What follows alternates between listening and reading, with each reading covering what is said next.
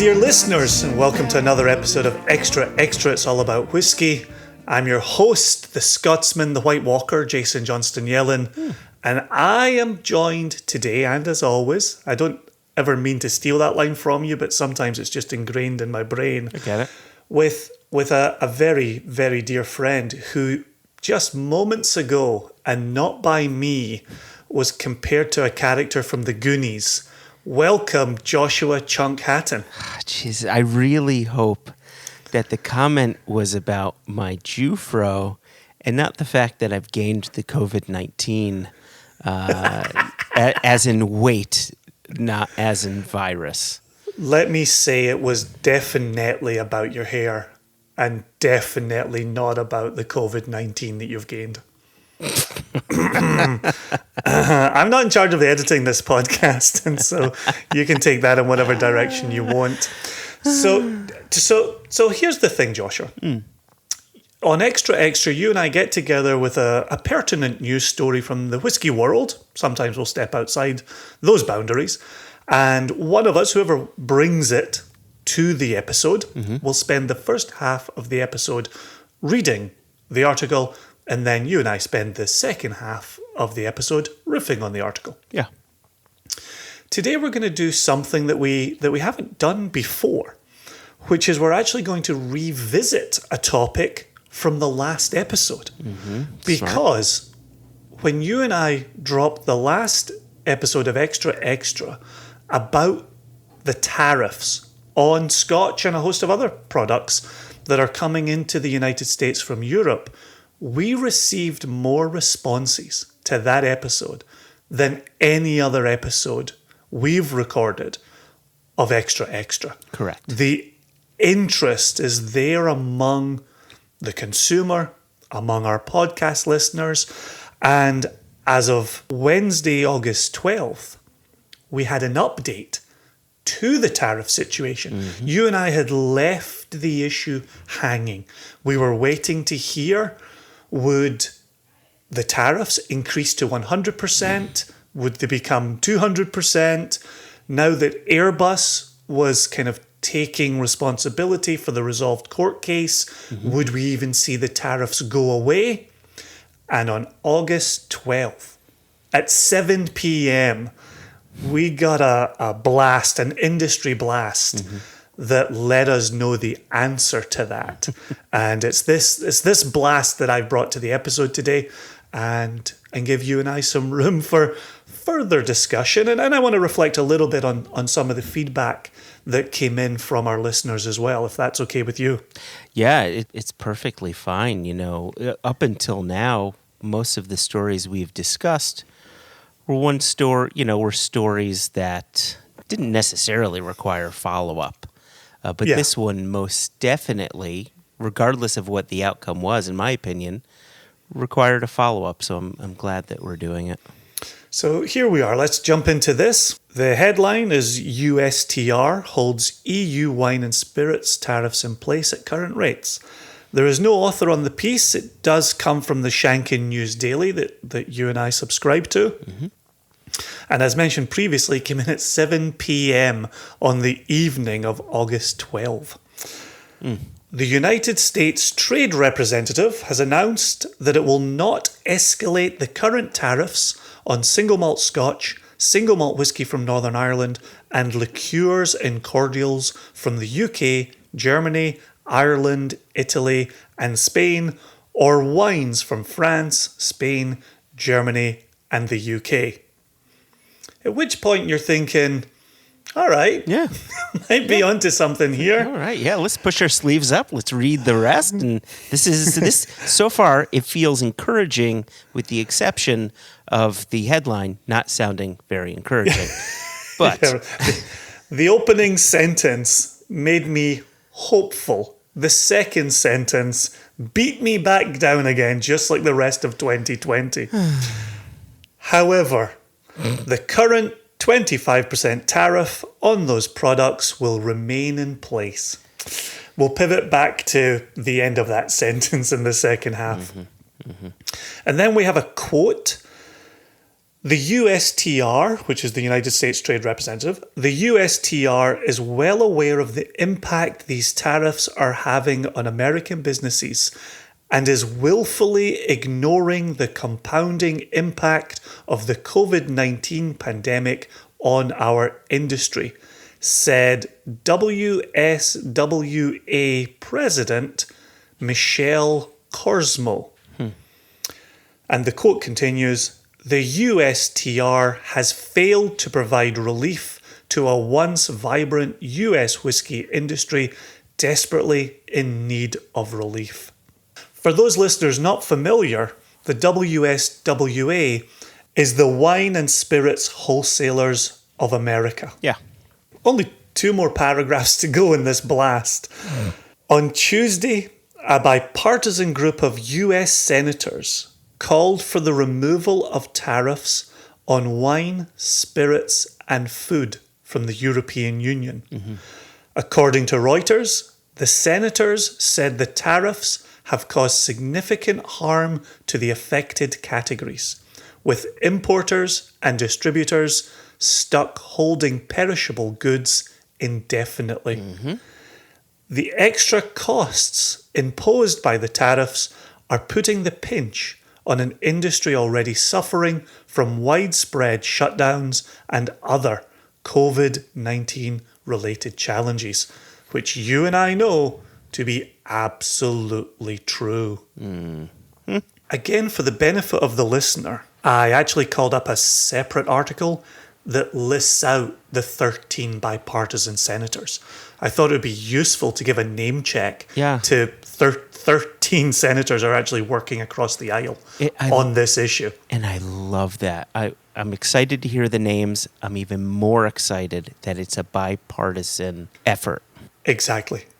So this list actually comes from a Reuters article entitled "Senators Urge US to Remove Tariffs on EU Foods, Beverages," and it dates to August 10, so 2 days before the piece we're covering today. 7 Republican and 6 Democratic senators, including Robert Menendez, John Barrasso, Cory Gardner, Susan Collins, Dianne Feinstein, Pat Toomey, Kirsten Sinema, and Cory Booker, said in a letter to USTR Friday that American restaurants, retailers, grocers, importers, and distributors are experiencing severe economic hardship due to the increased cost of goods. The senators noted demand for these goods has declined, leaving importers and distributors with months' worth of product, much of it perishable, in storage and in transit, with no clear end date for the COVID-19 pandemic. USTR did not immediately comment. So we're now operating from our position in the future, where they did respond 2 days later, and that's the blast that you and I are covering in this episode. Okay, so now we're up to speed with the bipartisan group. We've got one more paragraph to go in our blast here. The tariffs were initially enacted last October and have damaged key categories, with single malt Scotch imports falling 25% since the tariffs took effect, according to the Scotch Whisky Association. A WSWA study, once again, Wine and Spirits Wholesalers of America, their study found that the tariffs could result in 93,000 job losses, $3.8 billion in lost wages, and ultimately an $11 billion hit to the US economy this year. Jesus, $11 billion hit to our economy. Yeah, right. Our shrinking economy. Which is another one of those aspects where your eyeballs look at the 25% tariffs and you think, well, that's 25% more money coming in on these imports. But you're ignoring, I don't want to accuse you here, Joshua, one is ignoring the impact of those 25% tariffs. And that's where the WSWA comes in to say, ultimately, we stand to lose $11 billion on this. Yeah, and I think I know where the disconnect is here, at least from the perspective of the USTR, and I think from the perspective of the greater American public. And I want to talk about that in part 2. Yeah, before we jump into part 2, I just want to read another couple of paragraphs from that Reuters, that other Reuters article, the one senators urge US to remove tariffs on EU foods and beverages.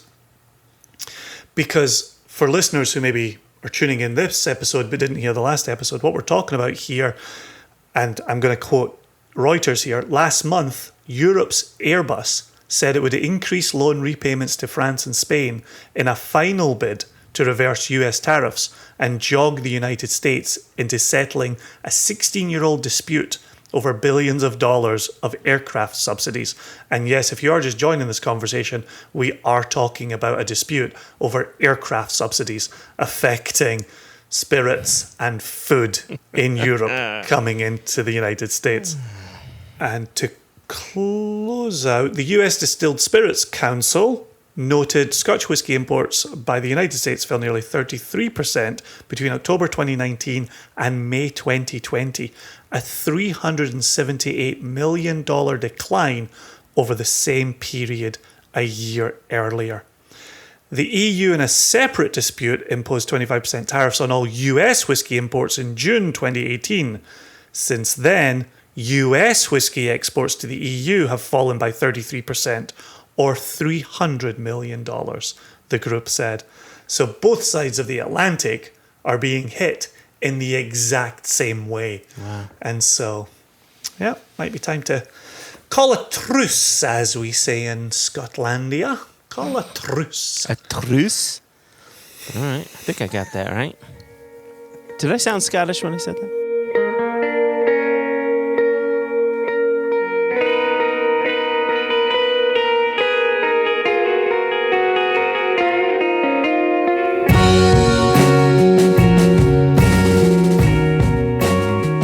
I want to bring your attention back to the end of the second sentence in the Shankin News Blast.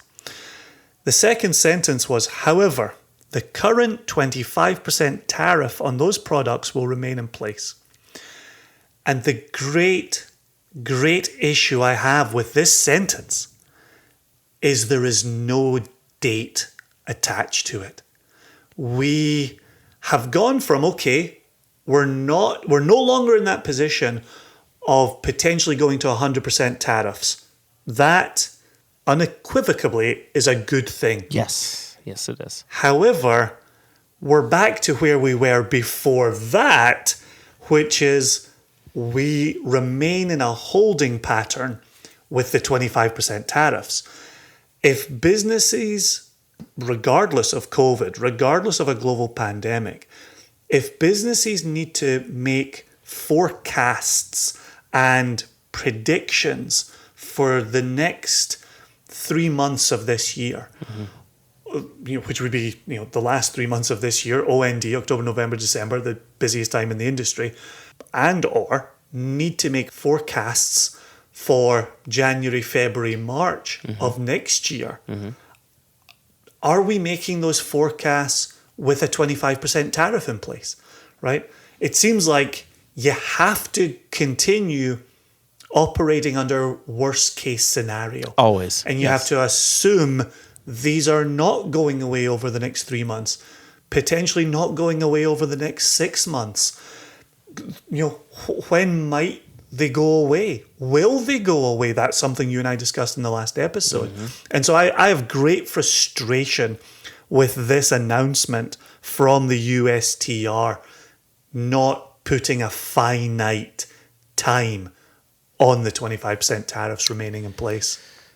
I have a huge problem with that. It would have been nice to hear, at the very least, when might this come up for discussion again, right? At the very least. So we have something to look forward to, so we're able to rally people, to get people to lobby, to make changes. Like, we just don't know, and it's incredibly unfortunate. And frankly, what I find most unfortunate about this, given that Airbus had said, look, please remove these 25% tariffs. We will make this right? Yep. The fact that the USTR did not listen to that concerns the hell out of me. I think the reason why I'm concerned about this, you hear the numbers mentioned before where there's $11 billion in sales, that massive deficit because of all of this. And you would think, well, Christ, that's a heck of a lot of money, because you know what? It's a heck of a lot of money. Yep. But people continue to see the stock market go up and up and up. Yeah, it's had some tumbles here and there, but it continues to go up and up. We're nearing the 30,000 mark for the NYSE. The concern that I have is that the USTR, Robert Lighthizer, I think it's pronounced Lighthizer, and whomever, whether it's him, whether it's the American public, they are conflating a good stock market with a good economy. And the two don't necessarily have much to do with the other, right? There's a big difference between publicly traded companies doing well and a lot of smaller companies not doing so well. And a lot of small things can turn into big things. Well, and that's one of the things you and I, in Extra, try to cover the latest whiskey news as whiskey geeks, as whiskey fans, first and foremost. And one thing that we can't get away from with the tariffs is, on one hand, yes, it's affecting what you and I buy off of shelves in the United States as whiskey fans, but it's also impacting our business. And one of the things in the last episode, a good friend of mine reached out and said, listen to the episode. It's certainly frustrating. And I said, yeah. And I think Joshua and I maybe allowed that aspect to shine through in the last episode. We got a little hot under the collar. And he said, but rightly so. This is affecting your business on a day-to-day basis. And you can't help not getting hot under the collar. And so I think you raise a great point there, which is there are tons of small businesses just going to the wall currently, partly through tariffs, which is making life difficult, and certainly through global pandemic, yes, which is making it additionally problematic. And that's the concern for me, as discussed previously. The fact that we've got these two forces upon us and the industry writ large and hospitality writ large, and it seems like nobody wants to throw any of us a bone, right? That's what we're asking for here. Throw us all a bone. Show us that you can help us. And we're just not seeing it. I'm not even asking them to throw us a bone. I'm asking them to take the leash off. Like, everything was fine. There was no tariff between our strongest trading partners. Now, if they wanted to apply tariffs, that's all fine and well, because I understand this dispute between Airbus and Boeing has been going on for 15 some odd years. Put it on the airline industry. Why are we dealing with collateral damage here? Like, we're just, the wine industry, the whiskey industry, the cheese industry, it's all on the sidelines, having nothing to do with the matter at hand. It gets back to what we said in our previous extra episode regarding the tariffs. It's the mob approach. Oh, you're going to do something wrong? Well, watch out. Do you like your mother? Well, she may get hurt if you continue to do wrong. That's not the way to do business. It's nonsensical, and it's incredibly upsetting. So my question to you is, yes, if we've got the president of the WSWA and we've got 13 bipartisan senators, and we've got the Scotch Whisky Association, and we've got many, many others, and we mentioned them in the last episode of Extra, many, many other US-based organizations, all in one voice saying, this isn't working. This is cruel and unusual punishment. Do you think the consumer could be a deciding voice in this? Do you think the consumer would be listened to? What would the consumer have to say to be heard here? Maybe I'm being too cynical, but I'm not certain the consumer's voice matters so much here. I really think that the only way to make this go away is electing officials that can help make this go away. I mean, just the fact that there were only 13 senators to say something, right? There should have been many more to say things. Like, what is it going to take to have more senators speak up? And I think it's a mixture of getting more senators to speak up on behalf of their constituents.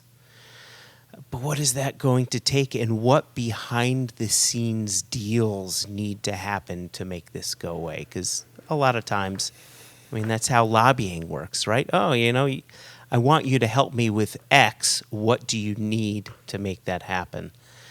And that's what I see it as being.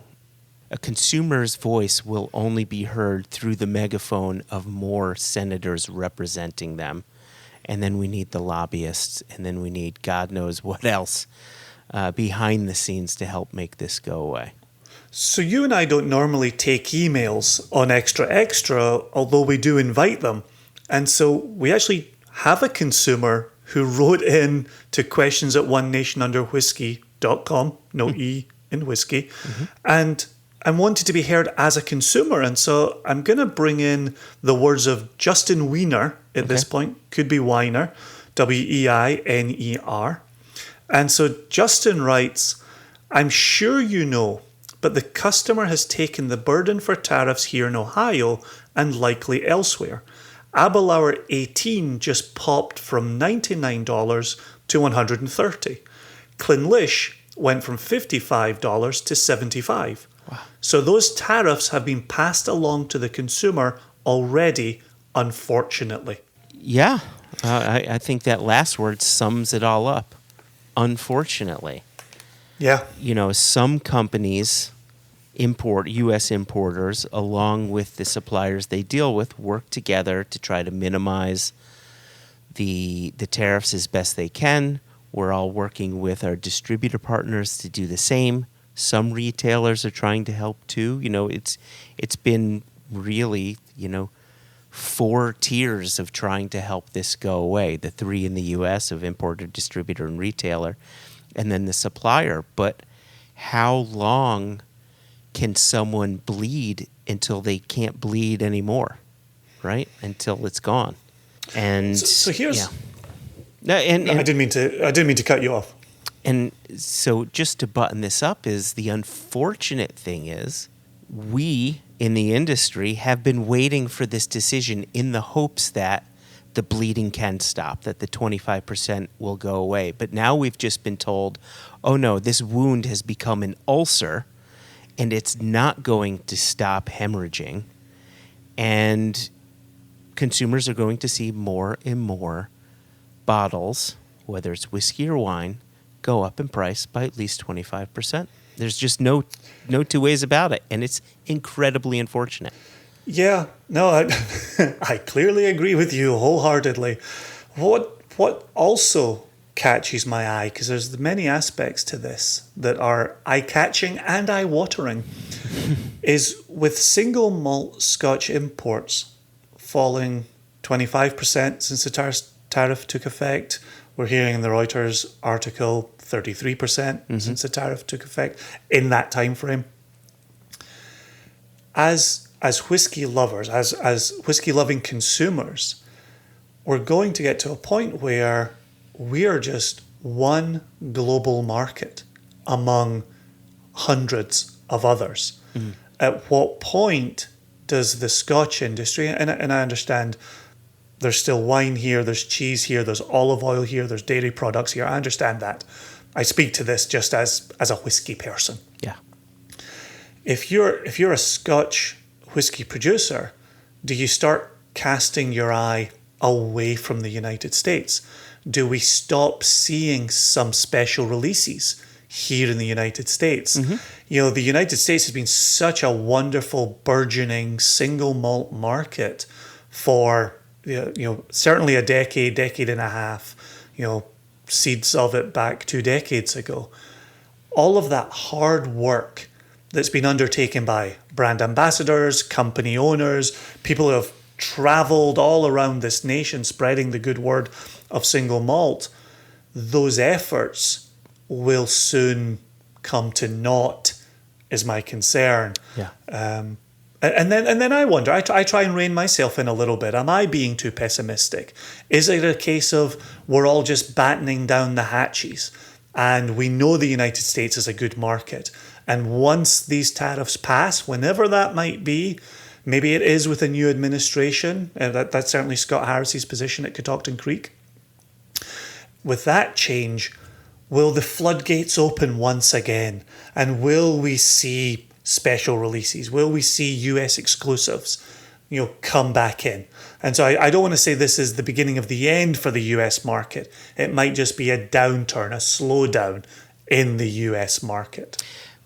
Yeah, I mean, which still sucks. Which still sucks, and we can get incredibly tangential here. I mean, Christ, I don't even know if we want to get tangential, but if we're seeing a massive downturn in single malt sales into the U.S. to the tune of 25 to 33%, we can assume those that are making glass, 750 bottles, they may be making fewer 750 milliliter bottles. So when this does go away, well, that means there may be an interruption, in supply to producers.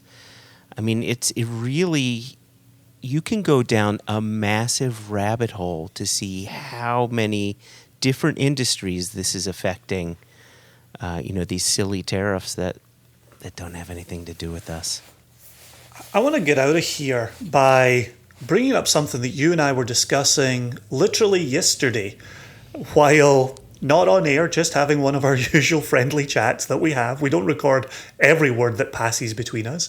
But in the sense of this knock-on effect, if imports have dropped to the United States 25 to 33%, and if you're a Scotch whisky producer who's not just having that made up in other markets, you may very well just sell off the liquid that you have. You might just conduct bulk sales of the liquid that you're now sitting on. And it was an interesting thought, and you said it yesterday, where you just allow the 25% tariff to become somebody else's problem, right? If we have now got, and I say this with my Single Cask Nation hat on, if we now have access to some of that 25% that's not being imported to the United States, and we're able to purchase that, and we're able to bottle that, and we're able to bring that into the United States, you and I are still paying the 25% tariff. Yeah, they get to the avoid US still gets its 25% tariff. Yeah. But if you're a producer, you just kind of say, I'm going to let this be somebody else's problem on some percentage of this stock. Sure. And I think it's an interesting perspective because it does speak to the ripple effects. The written in black and white in a government notice, announcement, memo is 25% tariff. And we are now going to collect 25% on imports to the United States. But the ripples go so far beyond that it's really having an effect right across this industry and affecting us, people that we know, people that we love, people who have helped build our brands. It's hard to watch. It's really hard to watch. And the one thing I would want our listeners to take away from it, and obviously, they're consumers like we are, they're one of the ripple-on effects here, just as we are when we wear our consumer hat. But I want our listeners to consider those additional ripples as well, because I know we have very good listeners, knowledgeable, empathetic listeners. Yeah. Yep. And I know you wanted to end on that, but I think we need to end on this. I had mentioned, because you'd asked me, what impact would a consumer's voice have on this? And I'd said, well, I don't think the consumer's voice has much impact.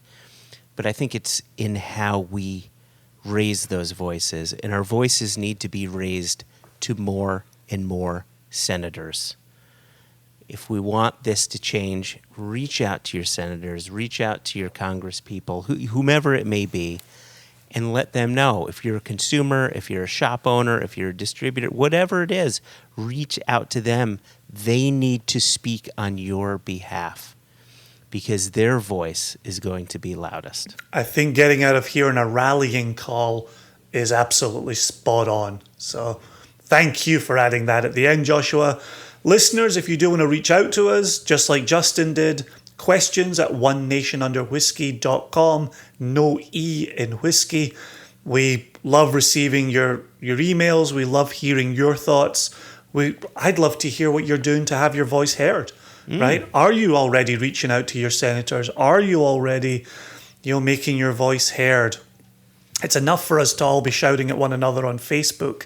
It's another to actually turn it into actionable actions, which is a horrible combination of words. Thanks for being here, Joshua. I think we're getting out of here on a tight 30, a tight 35. We do try. We try. We do work hard. Well, we try. Speaking of work, let's get back to it. All right. Cheers. Cheers. 2 chins. Chin chin. 2 chins. 3 chins. You ever do 3 chins?